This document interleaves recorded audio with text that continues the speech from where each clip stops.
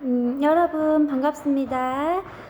물질의 특성 세 번째, 물질의 상태가 변하는 온도에 대해서 지금부터 수업하도록 하겠습니다.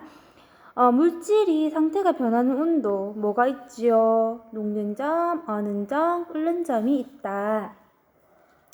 녹는 점은 고체에서 액체가 되는 거고요. 어는 점은 액체가 고체되는 거죠. 끓는 점은요, 액체가 기체되는 거. 요거 세 가지 온도를 보고, 그거 어떤 순물질이구나 라는 것을 알 수가 있다. 자, 그럼 여기 보세요. 로르산과 팔미트산. 로르산은요, 여러분, 그 팔미트산이랑 로르산이 뭐 산이 들어가서 두 개가 비슷하게 생겼나라고 생각할 수 있는데 전혀 다른 거고요. 팔미트산은 그러니까 지방산이에요. 지방산이 뭐냐면 그 우리 아까 저번에 그 뭐지? 동물과 에너지 배웠잖아요. 맞죠?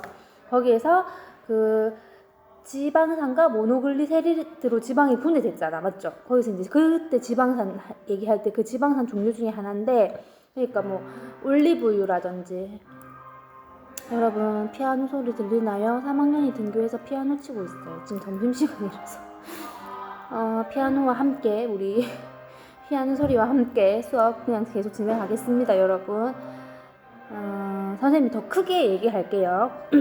피아노 소리가 수업에 방해되지 않도록 더 크게 얘기할게요. 팔미트산 같은 경우에는 이제 지방산 중에 종류 중에 하나다라고 생각하면 되고 로르산은 전혀 다른 거예요. 그러니까 세제에 들어가는 거. 세제에 로르산이 들어가가지고 이제 계면활성제를 만들고 이렇게 하는 거잖아요. 그런 종류 중에 하나다라고 생각을 하면 되고 요것들을 어떻게 했어요? 20도에 시작을 해가지고 여러분 선생님 잠깐 일시 정지하고 수업 녹음하고 있다고 얘기하고 올게요. 잠깐만요. 자, 이어서 수업하도록 하겠습니다. 3학년 오빠에 3명이서 이제 피아노를 치고 있었는데 선생님이 미안하다고 사과를 하고 조용히 해달라고 부탁을 했어요. 그러니까 자기네들이 더 미안해하면서 떠났습니다. 자, 계속해서 수업을 진행하겠습니다. 어쨌든 로르르산과 팔미트산 두 가지를 가지고 녹였다가 이제 얼렸다가 하는 거예요. 고체 상태인 로르산과 팔미트산을 준비를 합니다. 그리고 그거를 점점 가열을 합니다. 그러니까 가열을 하니까 돌격 온도가 쭉 올라가겠죠. 누가 더 가파르게 올라갑니까?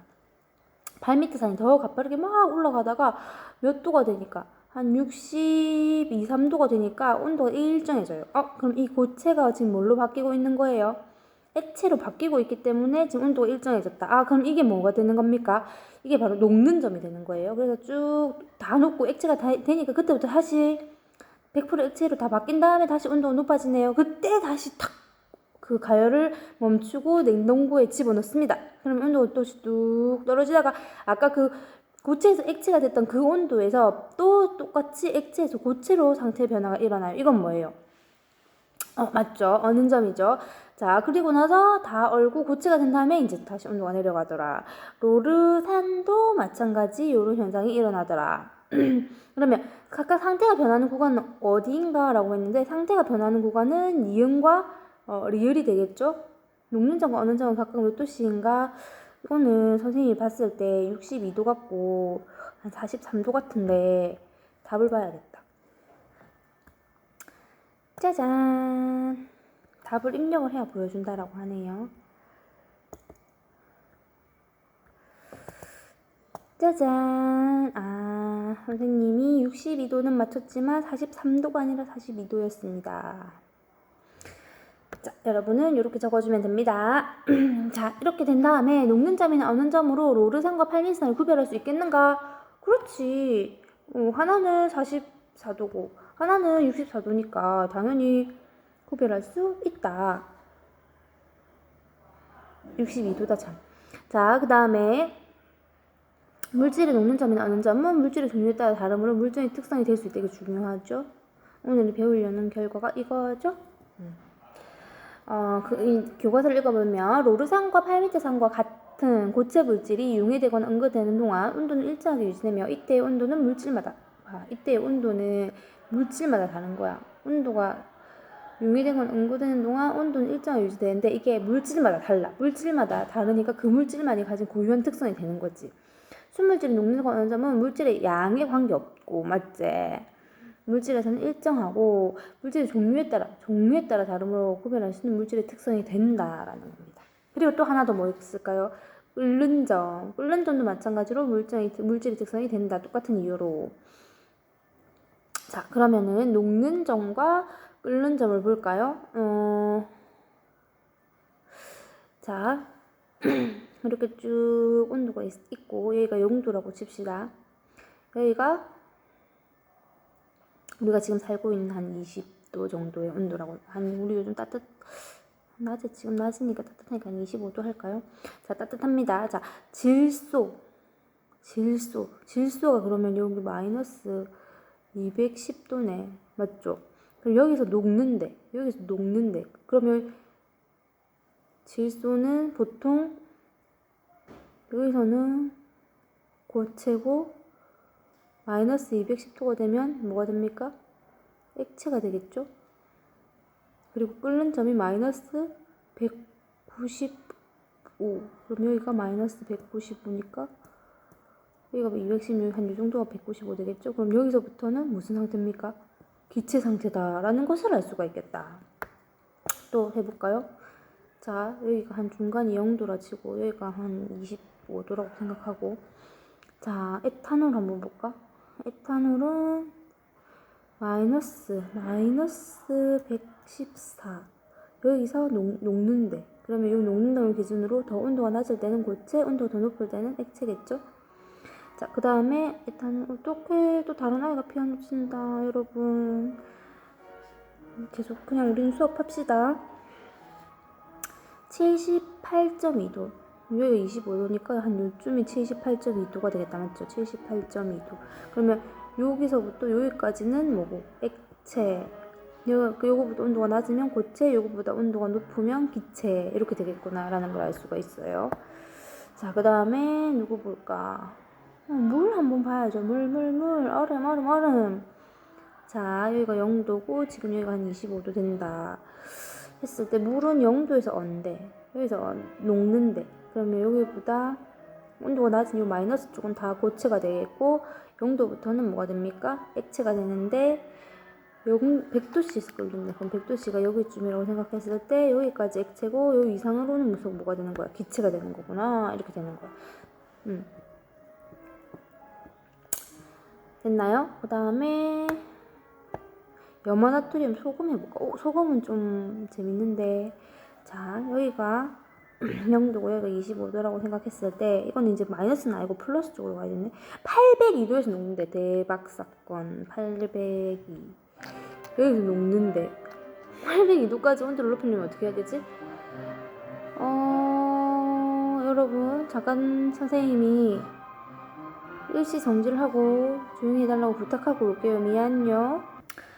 자, 지금은 3학년 여자 학생들이 또 멋지게 피아노를 치고 있는데도 미안하다고 부탁을 하고 사과를 하고 또 좀 그만 쳐달라고 부탁을 했습니다. 자, 보세요. 여기 녹는 점을 기준으로 여기 어머 됐다. 자, 녹는 점을 기준으로 802도 여기서는 이제 소금이 다 고체잖아요. 근데 802도가 되면 그때부터 녹는데 그리고 이제 액체가 되는 거예요. 그리고 1465도가 되면 그때부터 뭐 한다? 끓기 시작해서 기체가 된다라는 것을 알 수가 있다. 더 높은 철도 있네요. 자, 그러니까 녹는 점이랑 어느 점을 보면 그 온도의 상태가 고체인지 액체인지 기체인지 알 수가 있겠다. 맞죠? 자, 그래서 어쨌든 순물질 같은 경우에는 녹는 점, 어는 점, 끓는 점이 일정해요. 왜? 상태가 변하는 동안에 그 열에너지를 사용하거나 열에너지를 얻거나 하기 때문에 녹는 점, 어는 점, 끓는 점에서 온도가 이렇게 일정한 구간이 어쨌든 나타나요. 이게 중요한 거야. 일정한 구간이 이렇게 나타나는 거. 근데 이제 혼합물을 보세요. 소금물을 보세요. 일정한 구간이 안 나타나고 온도가 계속 어떻게 하고 있습니까? 조금씩 내려가고 있죠. 물은 끓는 점 100도에서 어떻게 되고 있어요? 온도가 일정하게 유지가 되는데 소금물은 유지가 안 돼요. 왜? 소금이랑 물이 다 있으니까 물은 상태 변화하고 소금은 상태 변화 안 하니까 온도가 일정하지 않고 그냥 조금씩 이제 올라가는 거예요. 그걸 보고 우리는 순물질이구나 또는 혼합물이구나 라는 것을 알 수가 있다라는 겁니다. 자, 그러면 정리하기. 물의 냉각 곡선은 온도가 일정하게 유지되는 구간이 나타나지만 소금물의 냉각 곡선은 일정하게 유지되는 구간이 없다. 그래서 서서히 내려가는 그런 것을 볼 수가 있다. 그러면 어떤 차이가 있느냐? 마찬가지죠. 일정하게 유지되는 구간이 있냐 없냐의 차이입니다. 맞죠? 구분할 수 있다. 왜? 얘는 온도가 일정한 이런 끓는 점, 뭐 어는 점 이런 구간이 있어요, 없어요? 소금물은 없잖아요. 근데 물은 있잖아요. 그러니까 구별할 수가 있다라는 겁니다. 자, 그러면 지금은 나프탈렌과 다이크롤로벤젠 이렇게 두 가지를 가지고 실험을 각각 했더니 이렇게 일정한 구간이 나타나는 순물질이다라는 걸 알 수가 있고 이 두 개를 섞었더니 일정한 구간이 나타나지 않고 계속 증가하는 이런 그래프를 볼 수 있다라는 거 똑같은 이제 실험을 했습니다. 그럼 요거는 순물질, 요것도 순물질, 요거는 이제 혼합물 이렇게 알 수가 있겠죠. 자, 그러면 정답을 확인해 봅시다. 다 지우고 순물질의 녹는 점, 어는 점, 끓는 점 물질의 종류에 따라 다르므로 물질의 특성이 된다. 물질의 특성이다. 혼합물의 녹는 점, 어는 점, 끓는 점은 혼합물이니까 일정하지 않다. 한번 겨울철에 눈이 내릴 때 도로에 제설제를 뿌리면 아까 염화칼슘 얘기했죠. 눈이 녹고 영하의 날씨에 눈은 쉽게 얼지 않는다. 왜 그럴까? 물에다가 이제 그 제설제를 그 제설제를 뿌리니까 어떻게 되는 거예요? 순물질이 뭘로 바뀌는 겁니까? 혼합물로 바뀌면서 상태가 변하는 온도가 일정한 구간이 나타나지 않아서 나타날 수가 없고 서서히 온도가 어떻게 됩니까? 낮아지는 거기 때문에 어떻게 된다? 얼지 않는다라는 것을 알 수가 있고 갈비탕을 냉장고에 넣어두었을 때 기름이 액체에서 고체로 변한 까닭은 무엇인지 쓰시오라고 했는데 당연히 냉장고에 있다가 보면은 액체에서 고체로 변하는 어느 점에 도달하게 되고 그래서 어떻게 되는 거예요? 상태가 변하는 거죠.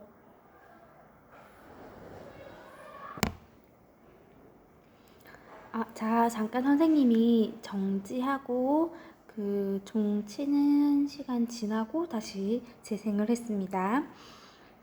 여기서 우리가 마지막 세 번째 열쇠 갈비탕을 냉장고에 넣어뒀을 때 기름이 액체에서 고체로 변하는 까닭. 이거 당연히 온도가 낮아져가지고 어떻게 된 거예요?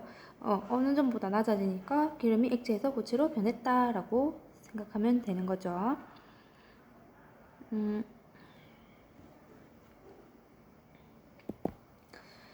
자, 그 다음에 넘어가서 스스로 정리하기입니다. 여기까지 얘들아 시험 범위지요. 스스로 정리하기를 한번 선생님이 시간을 줄 테니까 한번 풀어보고 선생님은 지금 수업을 13분 정도 진행을 했는데 여러분은 이제 이걸 일시 정지를 하고 이제 문제를 풀고 나서 이제 채점을 해보도록 합시다.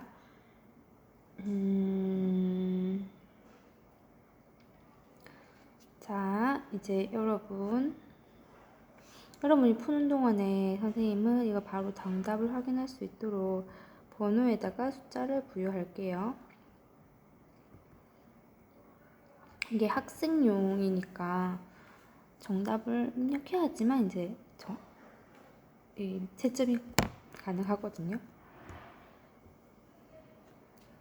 자, 한 가지 물질로 이루어진 물질. 정답은 순물질. 얘가 참 중요하다라고 얘기를 했죠. 그 다음에 두 가지 이상의 순물질이 섞여 있는 물질. 혼합물. 이런 얘들이 있다. 3번. 어떤 물질을 단위그램당 100g에 펜을 열었는데 어떤 물질 단위부피당 질량은 밀도다. 혼합물의 밀도, 혼합물은 성분 물질이 섞여 있는 비율에 따라 밀도가 달라진다. 밀도가 일정하지 않다. 일정한 건 순물질이다. 용해도 어떤 온도에서 용매 100g에 최대 녹일 수 있는 용질의 그람수. 온도에 따른 물질의 용해도를 그림으로 나타내 용해도 곡선.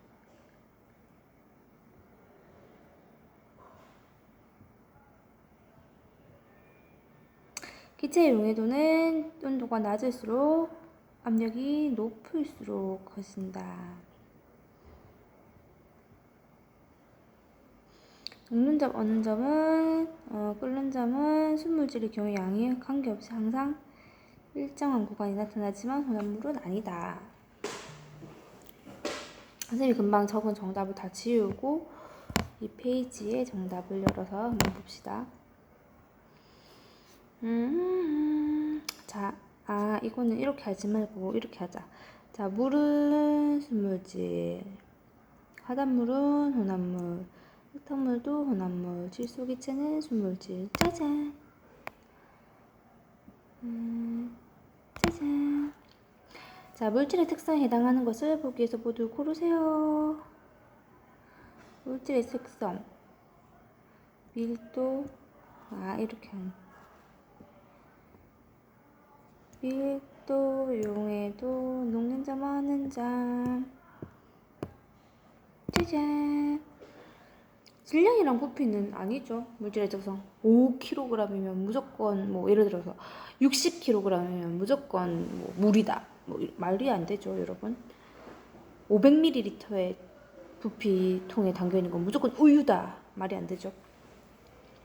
자, 3번 끓는 점에 대한 설명을 OX. 물질의 종류에 관계없이 일정함으로 물질의 특성이다. 물질의 종류에 관계없는 게 아니라 물질의 그거랑 그 질량이랑 관계가 없는 거지 종류에 관계없는 건 아니죠. 물질의 양이 많아지면 끓는 점이 높아진다. 물 한 통이랑 물 두 통이랑 끓는 점 달라요? 말이 안 되죠. 혼합물의 끓는 점 일정하지 않다. 자, 여기까지 이제 시합 범위가 끝이 났습니다. 오늘 수업은 여기까지 하도록 하고요. 그러면 다음 차시부터는 우리가 조금 더 진도를 나갈 건데요. 이번에도 여러분 사실은 금요일날 학교를 안 오잖아요. 원래 지금 온라인 수업이라서 계속 학교를 안 오긴 한데 어쨌든 5, 6, 7, 8 그러니까 목요일까지 수업을 하고 금요일은 수업이 없어졌잖아요. 맞죠? 빨간 날이니까 한글날이니까. 근데 금요일날 수업이 든 반이 있고 안 든 반이 있는 거라. 그래서 금요일 수업을 든 반은 온라인 수업을 이번 주에 2시간 듣고 금요일 수업이 안 든 반은 월요일부터 목요일까지 총 3시간을 듣는 거예요. 그럼 3시간이랑 2시간이랑 들으면은 이 온라인 수업 같은 경우에는 1주차가 1시간이 엄청 크잖아요. 또 시험 범위도 지금 들어가고 이렇게 하고 또 시험 범위 아닌 것도 진도를 더 나가기로 했으니까 그래서 선생님이 그 다음 어떤 특정 반은 3시간을 월요일부터 목요일까지 3시간을 다 수업을 할 수 있기 때문에 하나, 둘, 셋, 3개의 수업을 여러분한테 올려줄 거고요. 그리고 이번 주에 과학 수업이 3번 들었는데 그게 금요일이라서 그 한 수업이 취소가 된 반은 2시간밖에 없잖아요. 그래서 선생님이 이 3시간, 다른 반 3시간짜리를 2시간짜리로 편집을 해가지고 어떤 건지 알겠죠? 그래가지고 다른 반보다 수업이 금요일 수업이 없어진 대신에 이제 다른 요일의 수업이 조금 길어진다 생각하면 되겠죠. 그래서 여러분들이 일주일 동안은 그 배우는 내용이 전혀 차별이 없도록 혹시나 선생님 다음 진도 나가면서도 저번에 배웠던 거 한 번 더 언급하고 뭐 이렇게 하는 게 또 시험이랑 관련될 수도 있고 사람 일은 모르잖아요. 맞죠? 그래서 좀 그렇게 조금 다른 반이랑 다 똑같이 형평성에 어긋남이 없이 다 진행하도록 할 거고 그리고 우리가 이제 다음 주에 만났을 때 시험에 대해서 좀 더 자세하게 얘기해 볼 수 있는 시간을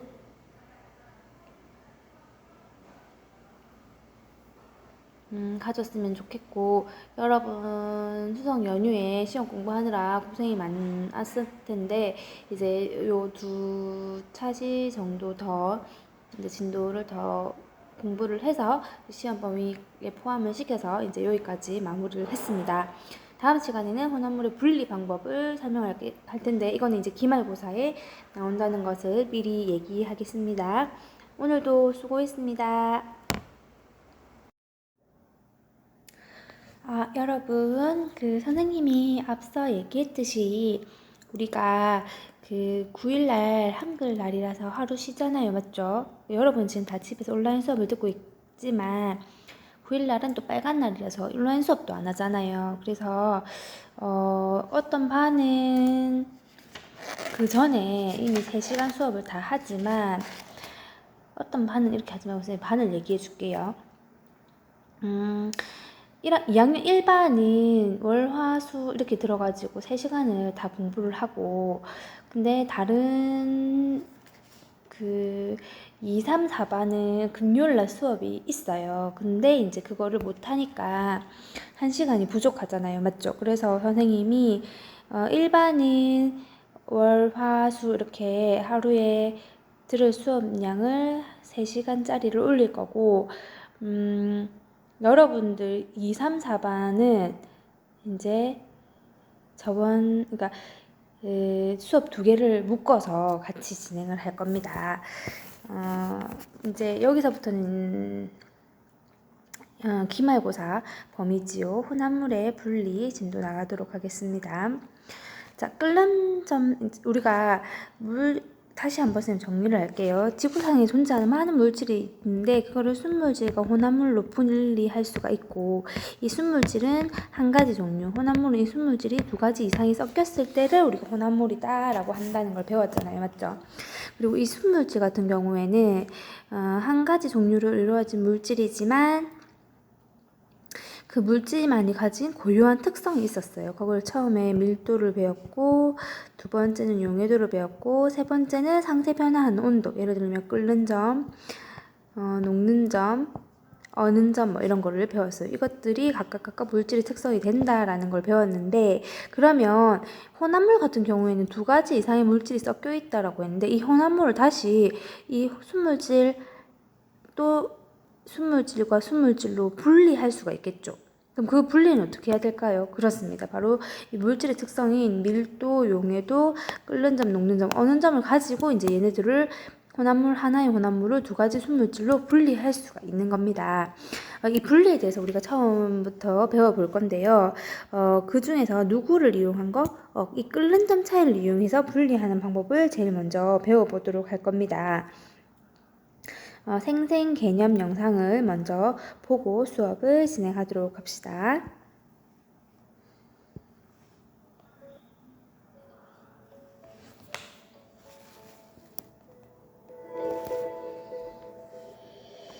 자동차, 비행기, 배를 움직이게 하는데 필요한 연료, 가정 난방이나 취사용 연료, 아스팔트나 각종 생활용품, 이런 연료나 물건들의 재료는 무엇일까요?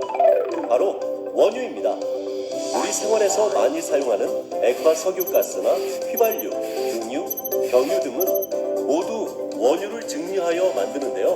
원유는 끓는 점이 다른 여러 가지 액체 물질이 섞여 있는 혼합물입니다. 따라서 끓는 점을 이용하여 원유를 여러 가지 물질로 분리할 수 있습니다. 바로 이것이 원유를 분류하는 증류탑입니다. 증류탑 내부는 여러 층으로 되어 있으며 위쪽으로 갈수록 온도가 낮습니다. 증류탑에 원유를 넣고 가열하면 끓는 점이 비슷한 물질끼리 모이기 때문에 끓는 점 차이를 이용하여 원유를 분리하는 것이지요. 이와 같이 액체 상태의 혼합물을 가열할 때 끓어나오는 기체 물질을 냉각하여 액체 물질을 얻는 방법을 증류라고 합니다.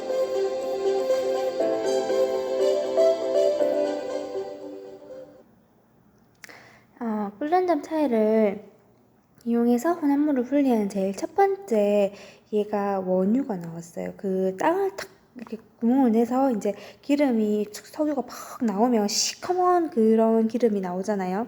근데 우리가 저기 주유소에서 기름 넣으면 약 약간 노란빛이 있는 투명한 액체를 우리가 그 기름을 넣잖아요. 그러니까 그렇게 원유에서 이런 우리가 필요로 하는 여러 가지 물질들을, 순물질들을 이렇게 분리해내는데, 얘를 어떻게 한다? 원유를 끓이는 거라. 그래서 먼저 끓이내는 가스로 나오고, 그 다음 해서 끓는 점이 제일 높은 애가 안 끓고 덩어리로 남아있는 애들이 아스팔트로 쓰이고, 이런 식으로 이제 분리하는 것을 이제 예를 들었고요. 그러면 그렇게 끓이는 장치, 원유탑 같은 경우에는 이제 끓여서 이제 물질을 분리하는 건데, 이렇게 물질을 끓여가지고 하나는 기체로 나오고 하나는 액체로 남아있는 상태로 해서 이제 분리를 하는 거. 이렇게 하는 방법이 있고, 그 다음에 그 끓여 나온 거, 그 기체는 다시 차가운 물에 넣어가지고 다시 이제 액체로 만들어서 이제 완전히 두 가지의 물질로 분리하는 건데, 이렇게 액체 상태의 혼합물을 가열해서 끓어 나오는 기체를 다시 액체로 얻는 방법을 우리는 증류라고 합니다. 자, 이 증류를 여기 보세요. 이거 요즘에는, 옛날에 이제 선생님이 처음 수업하고 막 그 아가씨 때 막 이게 젊을 때 이렇게 수업할 때는 이렇게 교과서도 이렇게 알콜 램프에 올려놓고 이렇게 하는 걸로 교과서가 나왔었는데, 이제는 이렇게 그 핫플레이스를 이렇게 이용해가지고 이렇게 가열하는 이런 참 변화된 모습을 볼 수가 있어요. 이게 여러분 불을 직접 알콜 램프에 막 불 붙고 막 뚜껑 닫았는데 선생님 불 안 꺼져요 하고 막 이랬던 이제 옛날에 그런 위험했던 과학실이 아니라 이렇게 전기로 하니까 안전한 모습을 볼 수가 있겠죠, 여러분. 자, 이렇게 해가지고 이제 이 그림으로 이제 설명을 하자면, 이렇게 이제 가열을 하면은 혼합물 두 개가 섞여 있어요. 근데 이제 끓임 쪽은 왜 그런 거냐면, 그 액체가 끓일 때, 그 라면 끓일 때 여러분 봤죠? 물이 막 팔팔팔팔 끓다가 확 넘치잖아요. 그 넘치면 이제 이 실험은 위험한 실험이 되니까 이제 그렇게 넘치지 말라고 끓임 쪽을 넣고 이제 실험을 합니다. 이제 끓임 쪽을 넣고 이제 액체 상태인 혼합물을 넣고 끓이면요, 하나는 끓는 점이 높고 하나는 끓는 점이 낮을 거 아니에요, 맞죠? 끓는 점이 낮은 애가 먼저 기체로 슉 끓어져서 나올 거예요, 기체로, 맞죠? 그리고 이제 찬물에다가 이제 모으니까 이건 다시 차가워져서 액체로 바뀌는 거고, 이제 다 끓고 나서 수중 기체로 변화 안 하고 남아있는 애는 여기 있고, 이제 기체가 된 애는 여기로 가서 액체로 변했으니까 두 가지 물질이 이렇게 분리가 되는 이런 것을 우리가 확인할 수가 있습니다. 그걸 이제 제일 대표적으로 이용한 게 이제 증류탑이라고 했는데, 큰 증류탑이 있어요. 저기 뭐 울산이라든지 뭐 이런 데 가면은 이게 정유 회사 있잖아요. S-오일 뭐 이거 뭐 GS 칼텍스 이런 데. 우리 2학년 학생들이 공부 열심히 해가지고 그런 데 취업했으면 좋겠다. 그런데 정유 회사는요, 엄청 경기를 안 타요. 그래가지고 좀 뭐라고 해야 되지? 기름값이 오르고 막 우리나라 경기가 어렵고 막 이러면 더 돈을 잘 벌거든요. 그래서 이 증류 회사들은 다른 직종의 직업보다 훨씬 월급이 많고 좀 시간도 여유롭고 안 바쁘고 그렇게 지낸다고 하더라고요. 그래서 선생님 잘 모르는데 그냥 전에 들은 얘기로. 그래서 우리 2학년 학생들이 이렇게 좋은 회사에 취업을 했으면 좋겠다라는 생각을 한번 해봅니다. 어쨌든 이 증류탑에 이제 원유를 이제 한 통 놔두고 이걸 막 끓이는 거라. 그러면은 이제 끓는 점이 제일 낮은 애부터 끓겠죠. 끓어가지고 제일 꼭대기로 이제 가스로 나가는 거라. 그리고 또 그 다음 이제 이런 식으로 이제 나가가지고 제일 마지막에 아무리 끓여도 안 끓는 얘가 바로 아스팔트다. 이런 거 이렇게 사용하면 되고 이해하면 되고요. 그다음에 이거 소주꼬리의 원리를 보자 했는데, 소주꼬리가 이 소주를 만드는 이 뭐라고 해야 되나, 장독 같은 거거든요. 이게 어떤 거냐면 이렇게 생겼는데, 이제 곡물을 발효하여서 만든 술, 뭐 예를 들어서 막걸리, 이제 막걸리인데 막걸리보다 더 이제 막 쌀알도 들어있는 그런 동동주, 이제 이런 상태, 발효를 완전히 이제 막 한 그 상태에서 이제 이렇게 장작을 집혀가지고 이제 끓이면 쑥 올라와서 이제 기체가 되잖아요, 맞죠? 근데 기체가 되는데 이제 밥알은 여기 기체가 안 되잖아. 여기 남아 있잖아. 기체가 된 알코올이 찬물 위에 만났네? 그럼 어떻게 되는 거예요? 기체가 다시 아이고 차가워 하면서 액체로 바뀌는 거예요.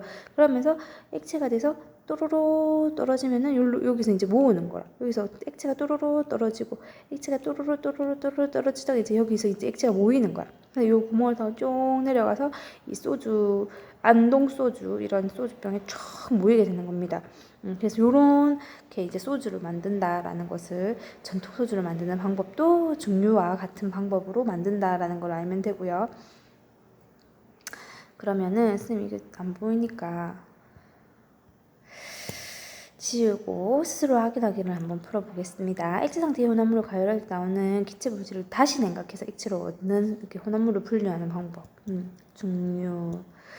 액체 상태의 혼합물을 가열할 때 끓는 점이 낮은 물질이 먼저 끓어오른다. 예를 들어서 끓는 점이 80도 이내가 있고 끓는 점이 100도 이내가 있어. 그럼 당연히 끓는 점이 낮은 80도가 먼저 끓어 나오겠지. 왜냐면 내가 이렇게 냄비에다가 물을 넣고 가스레인지 끓이면 10도, 20도, 30도, 40도, 50도, 60도, 70도, 80도 하면 얘는 이제 퍽 끓어 나가고, 근데 얘는 80도일 때도 안 끓으니까 그냥 그대로 액체로 있다가 이제 얘가 다 끓어 나간 다음에 다시 온도가 90도, 100도가 되면 이제 얘가 다시 끓는 거죠. 그러니까 먼저 나가는 애는 누구다?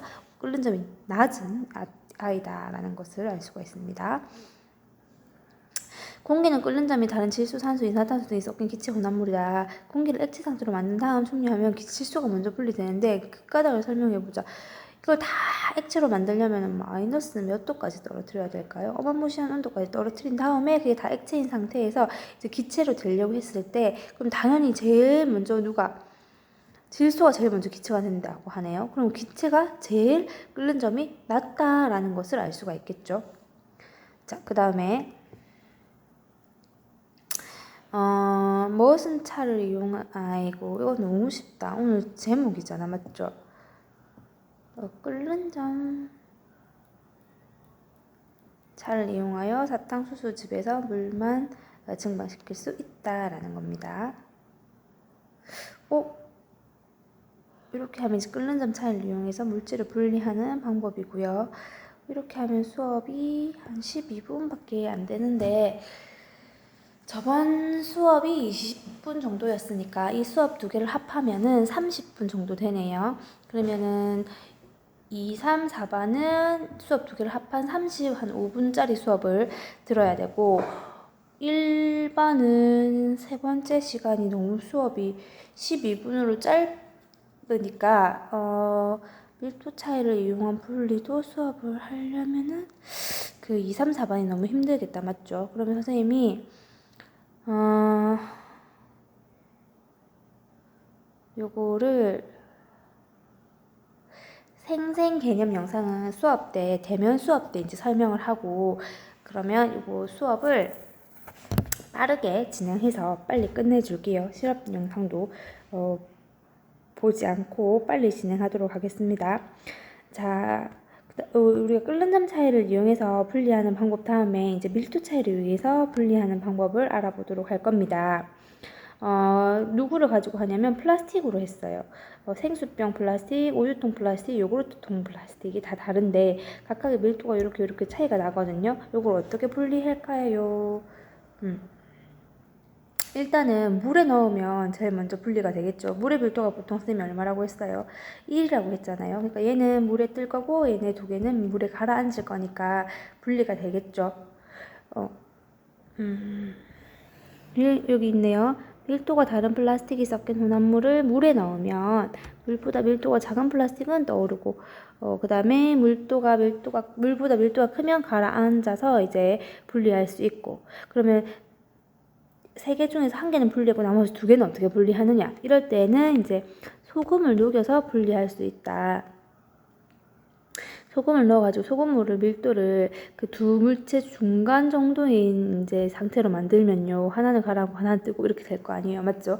그렇게 분리할 수가 있는데 액체 물질을 분리하는 이 물도를 이용한 도구가 바로 누구냐면 분별 깔때기라는 겁니다. 분별 깔때기 같은 경우에는 이렇게 호리병이 아니라 뭐라고 해야 되나? 호리병은 이렇게 생긴 건 호리병이라고 하니까 이 호리병 위에 부분만 잘라놓은 것처럼 요렇게 생긴 게 바로 분별 깔때기인데 여기 이제 우리가 분리하고 싶은 혼합물 그 액체가 섞여 있는 물질을 탁 부어요. 그리고 시간이 한참 지나면 밀도가 큰 건 가라앉고 밀도가 작은 건 위에 떠 있겠죠. 그래서 이게 꼭지를 탁 열어요. 그러면 밀도가 큰 물질이 쭈루루루루 흘러나옵니다. 그러다가 이제 밀도가 작은 물질이 딱 흘러나오려고 할 때 꼭지를 탁 잠가버려요. 그럼 어떻게 될까요? 이렇게 밀도가 큰 물질과 밀도가 작은 물질을 이렇게 분리할 수가 있다라는 거고, 분별 깔때기가 없으면 그냥 시험관에다가 밀도가 큰 물질, 작은 물질을 두고요. 스포이드를 위에 것만 쭉 퍼내도 됩니다. 근데 이제 양이 많을 때는 분별 깔때기가 훨씬 편하겠죠. 자, 이렇게 하는 건데, 요거를 이용해서 이제 바다에 유출된 기름을 제거할 수가 있어요. 기름은 물보다 가벼우니까 위에 다 떠 있잖아요, 맞죠? 그러니까 요 위에 떠 있는 애들 이렇게 묶어가지고 어떻게 하면 돼? 싹 제거해버리면 되는데, 제거할 때는 기름을 쭉 빨아당기면 물까지 같이 이제 빨아당겨지니까 조금 어려워요. 그래서 그러니까 그 기름을 잘 흡착할 수 있는 그 부직포 같은 거를 요 위에 탁탁탁탁탁탁 던지는 거라. 그럼 얘네들이 물은 안 빨아들이고 기름만 탁탁탁탁 빨아들여서 시커멓게 변해 있을 거 아니에요, 맞죠? 그럼 그걸 건져내고 또 던지고 건져내고 해서 이제 여기 흘러나와 있는 기름을 다 이렇게 제거할 수가 있다라는 겁니다. 만약 이렇게 안 하고 그냥 놔두면 해류를 타고 사방팔방으로 퍼져가지고 우리가 먹어야 되는 뭐 조개라든지 꽃게라든지 이런데 다 막 끼고 막 이렇게 하면은 안 되잖아요, 맞죠? 자, 그리고 우리가 그 5단원에 그 동물과 에너지의 선생님이 혈액 얘기할 때 혈액을 선생님이 가만히 놔두면 국물이랑 껍데기랑 이렇게 분리된다라고 얘기했었잖아, 맞죠? 근데 이거는 이제 원심 분리기에다가 확 돌리면요, 이제 더 빨리 분리가 되거든요. 한참 안 기다려도 되고 이렇게. 그래서 밀도가 큰 이렇게 혈구들은 밑에 가라앉아 있고 물이 대부분인 액체 성분 혈장은 위에 떠 있다라는 것도 결국은 밀도 차이를 이용한 거고, 그 혈장만 필요한 사람이 있어요. 그 수혈할 때 혈장만 필요한 사람이 있고 또 혈구만 필요한 사람이 있고 다 필요한 사람이 있고 다 다르거든요. 그래서 이렇게 분리할 필요가 있습니다. 그리고 이건 금을 채취하는 방법인데 이제 이렇게 금광석이 있는 산에 이제 막 이렇게 계곡물에 이제 금이 이 광산에서 흘러나와서 여기 있을 거 아니에요, 맞지? 이걸 어떻게 하느냐? 커다란 냄비 같은 데에다가 이제 모래를 한놓고 퍽 푸는 거야. 그리고 어떻게 하는 거예요? 물에다가 살살살살 씻어서 위에 밀도가 작은 것부터 빨리 치웁니다. 그러면 금이 밑에 이렇게 남아 있어요. 왜냐면 금은 밀도가 아주 큰 금속 중에 하나거든요. 그래서 이제 전체를 지우고 빠르게 선생님이 진행을 했습니다. 일반은 이제 보자. 17분 수업 들으면 되고 나머지 두 반은 20분, 20분 합해서 좀 시간이 길어지겠네요. 자, 스스로 확인하기. 모래와 스티로폼이 섞인 혼합물은 밀도 차이를 이용해서 분리할 수가 있겠다. 왜? 스티로폼은 가볍고 물은 무거우니까 물에 꼭 가라앉는 건 물에 뜨는 거 이렇게 분리하면 되겠죠. 물과 기름을 혼합물 분리하는데 이용 실험기구는 분별 깔때기 이용하면 됩니다. 분별 깔때기. 3번, 달걀은 오래될수록 수분이 빠져나가고 달걀에서 공기 부피가 커진다. 소금물을 이용하여 신선한 달걀과 오래된 간격을 너무 나와 있는데, 맞죠? 그럼 어떻게? 공기 부피가 커지는 건 밀도가 어떻게 되고 있는 거예요? 작아지는 거예요. 그래서 물 위에 잘 가라앉아 있으면 신선한 거고, 물이 조금 뜰랑말랑하면 안 신선하구나라는 걸 알 수가 있겠죠. 두 번째 열쇠, 혼합물을 냉각하여 생긴 누르스름한 결정은 밀도가 커서 가라앉음으로 밀도 차를 이용하여 분리할 수가 있다. 가라앉는 건 무조건 밀도가 큰 거고 뜨는 건 밀도가 작은 겁니다. 자, 오늘 여기까지 하겠습니다. 수고했습니다. 이제 대면 수업 때 만나서 다시 한번 시험 범위 정리해 보도록 합시다.